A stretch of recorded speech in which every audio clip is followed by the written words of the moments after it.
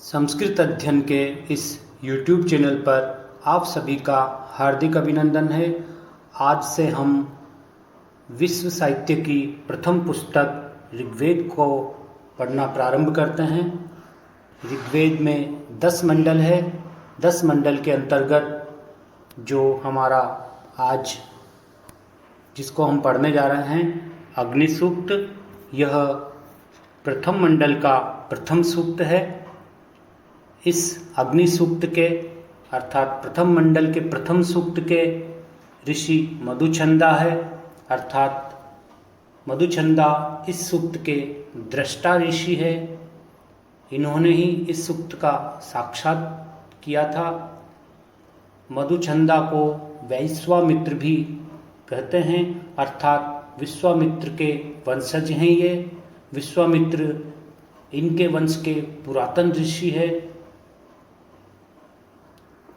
अग्नि सूक्त में देवता अग्नि है, छंद गायत्री है। इस अग्नि सूक्त में कुल 9 मंत्र है।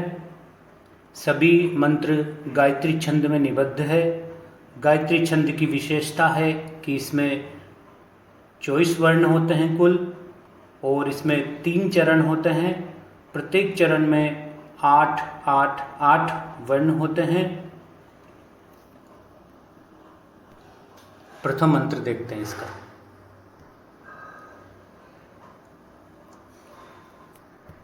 अग्निम इले पुरोहितम यज्ञस्य देवम ऋत्विजम होतारम रत्नधातमम। इस मंत्र में मधुचंदा ऋषि अग्नि देवता की विविध विशेषताओं को वर्णित करता हुआ उनकी स्तुति कर रहा है। मधुचंदा ऋषि कहते हैं कि मैं अग्निम अर्थात अग्नि देवता की इले अर्थात स्तुति करता हूँ। वैदिक साहित्य में एक नियम है कि जब 2 स्वरों के बीच में ड आता है तो उसका ल हो जाता है। तो यहाँ पर ये जो है इले अर्थात ये ड था ईडे। ईडे इल स्तुतो धातु है। लट लकार उत्तम पुरुष एक वचन का प्रयोग है। तो यहाँ पर यह ड था, ड का ल हो गया है। क्यों? क्योंकि 2 स्वरों के मध्य में। यहाँ पर देखिए ल के पूर्व में ई है और ल के पश्चात ए है। तो यह एक नियम है। अर्थ देखते हैं।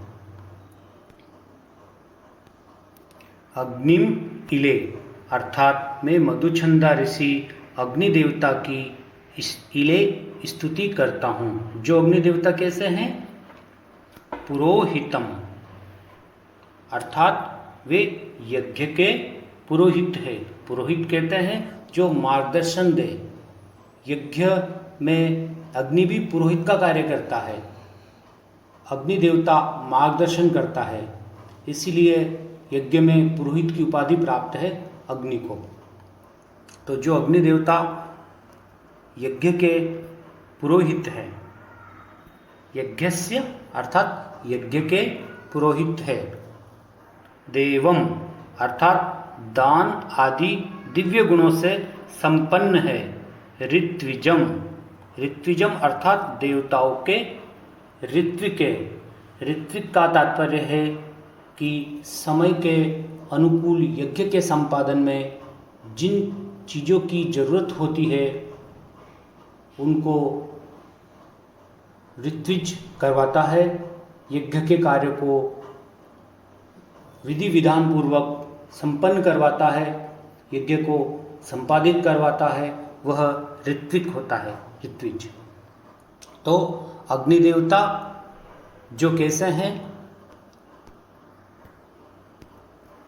पुरोहितम अर्थात यज्ञ के पुरोहित है, यज्ञस्य पुरोहितम जो यज्ञ के पुरोहित है, देवम अर्थात दान आदि दिव्य गुणों से संपन्न है, और अग्नि देवता कैसे, ऋत्विजम अर्थात देवताओं के ऋत्विक है, एवं होतारम जो अग्नि देवता कैसे हैं, होतारम अर्थात होता है, अर्थात देवताओं को यज्ञ में बुलाने वाले हैं, और अग्नि देवता कैसे, रत्न धात्मम अर्थात रत्नों को धारण करने वाले हैं। ऐसे अग्नि देवता की मैं मधुचंदा ऋषि जो कि विश्वामित्र का वंशज हूँ, वैश्वामित्र हूँ, वो मैं अग्नि देवता की इले इले अर्थात स्तुति करता हूँ।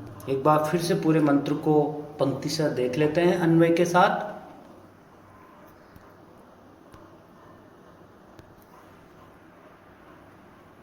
यज्ञस्य पुरोहितम अर्थात यज्ञ के पुरोहित, देवम दान आदि दिव्य गुणों से संपन्न, ऋत्विजम देवताओं के ऋत्विक, एवं होतारम यानी होता अर्थात देवताओं को यज्ञ में बुलाने वाले, रत्नधात्मम रत्नों को धारण करने वाले, अग्निम अग्नि देवता की या अग्नि देवता को मैं इले यानी उनकी मैं स्तुति करता हूँ, मधुचंदा ऋषि। अगला मंत्र देखते हैं।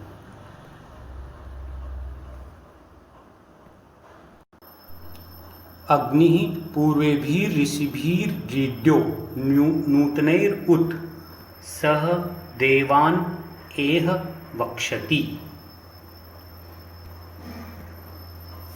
इस मंत्र में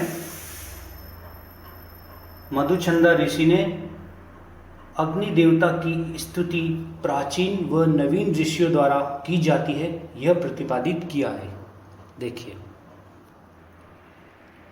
अग्नि अर्थात यह अग्नि देवता, पूर्वे भी अर्थात प्राचीन या पूर्ववर्ती, ऋषि भी अर्थात ऋषियों के द्वारा, प्राचीन जो भृगु अंगिरा आदि ऋषि हुए हैं उनके द्वारा, ऋषि भी उधर चला गया विसर्ग में, तो ईड्य अर्थात स्तुति किया जाता है या स्तुति करने योग्य है। ईड्य में ईड धातु और यत् प्रत्यय है, तो स्तुति करने योग्य है या स्तुति किया जाता रहा है।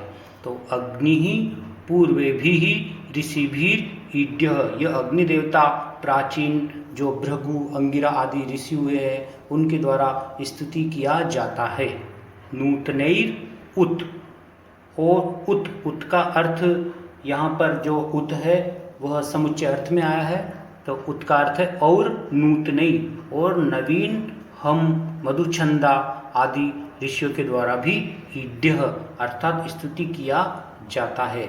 ऐसा जो अग्नि देवता है, सह वह अग्नि देवता, देवान अर्थात देवताओं को, इह यहाँ पर जो एह लिखा हुआ है, एह इसका संधि विच्छेद होगा, ये आ प्लस आ के साथ यहाँ पर इह है तो अलग हो जाएंगे, तो इह अर्थात इस यज्ञ में, वह अग्नि देवता, सह वह अग्नि देवता, इह अर्थात इस यज्ञ में, देवान अर्थात देवताओं को, ये जो आ बचा इस आ को वक्षति क्रिया के साथ लगाएंगे, क्योंकि वेदों में जो उपसर्ग होते थे वे क्रिया से अलग भी प्रयुक्त की जाते थे, जिसे कि यहाँ पर किया गया है क्रिया से प्रयोग, ये वक्षति क्रिया है और आ उपसर्ग है, यहाँ पर इसका अलग से प्रयोग किया गया है। लेकिन जब हम अन्वय करके अर्थ स्पष्ट करेंगे तो यहाँ पर आ को वक्षति के साथ मिला लेंगे,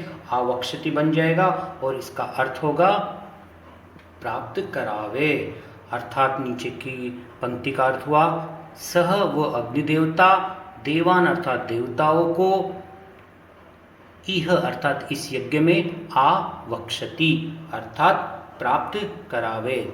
एक बार फिर से पूरे श्लोक को देख लेंगे, उसके पहले इसमें कुछ पद आए हैं उनके बारे में थोड़ा सा जान लेते हैं। यहाँ पे आया है पूर्वे भी, जो यह पूर्वे भी है यह वैदिक रूप है।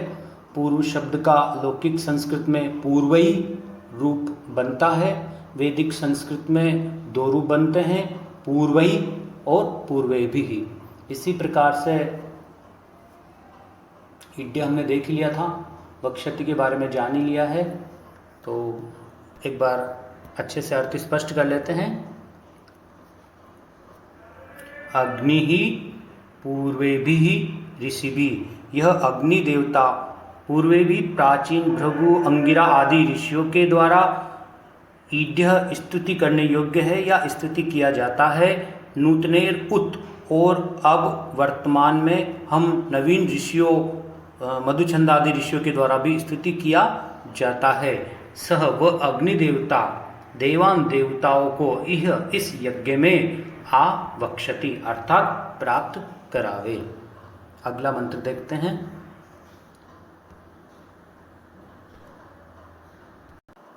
अग्निना रयिम अस्नवत् पोषमेव दिवे दिवे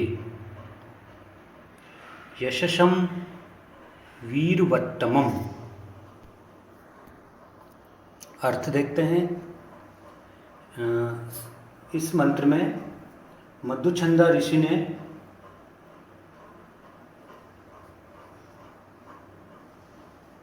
अग्नि देवता की स्तुति से यजमान को जो लाभ मिलता है उसका वर्णन किया है।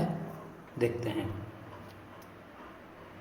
अग्निना अर्थात अग्नि देवता से यजमान को क्या मिलता है? रयिम। रयिम अर्थात धन। धन प्राप्त, अश्नवत यानी प्राप्त होता है। और धन कैसा प्राप्त होता है? यशसम, यश को प्राप्त होने वाला, और वीरवत्तमम, और पुत्र भृत्य आदि वीरों से युक्त। तो अग्नि देवता से यजमान को रयिम धन अश्नवत यानी प्राप्त होता है। कैसा? यशसम अर्थात यश को प्राप्त होने वाला, और वीरवत्वम अर्थात पुत्र भृत्य आदि जो वीर होते उनसे युक्त, इस प्रकार का धन प्राप्त होता है। और वो धन कैसा होता है? पोषमेव अर्थात पोषण को प्राप्त होने वाला, अर्थात निरंतर वृद्धि करने वाला, अर्थात हमेशा बढ़ने वाला।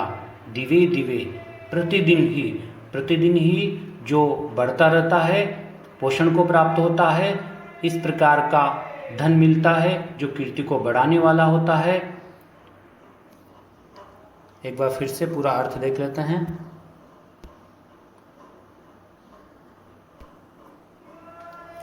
जो यजमान होता है, यजमान को अग्निना अर्थात अग्नि देवता से स्तुति करने से क्या लाभ मिलता है? रयिम अर्थात धन प्राप्त होता है, अश्नवत यानी प्राप्त होता है। इसको हम ऐसे भी देख सकते हैं कि जब स्तुति की जाती अग्नि देवता की, तो अग्नि देवता से जो यजमान है वह रयिम अर्थात धन को अश्नवत यानी प्राप्त करता है। जो धन कैसा होता है? यशसम अर्थात यश को प्राप्त होने वाला, और वीरवत्तमम अर्थात पुत्र भृत्य आदि वीरों से युक्त होता है। और कैसा होता है? पोषमेव जो पोषण को प्राप्त होता है। दिवे दिवे अर्थात प्रतिदिन ही जो पोषण को प्राप्त होता है। पोषण को प्राप्त होने से तात्पर्य है जो निरंतर ही बढ़ता रहता है या कीर्ति को बढ़ाने वाला होता है। इस प्रकार का धन अग्नि देवता की स्तुति से यजमान को प्राप्त होता है। यहाँ पर जो अश्नवत शब्द आया है, अश्नवत, इसको देख लेते हैं। अश्धातु लेट लकार है इसमें। लौकिक संस्कृत में तो 10 लकार होते हैं, किंतु वैदिक संस्कृत में एक और लेट लकार होता है, वो यहाँ पर है, अश्नवत में है।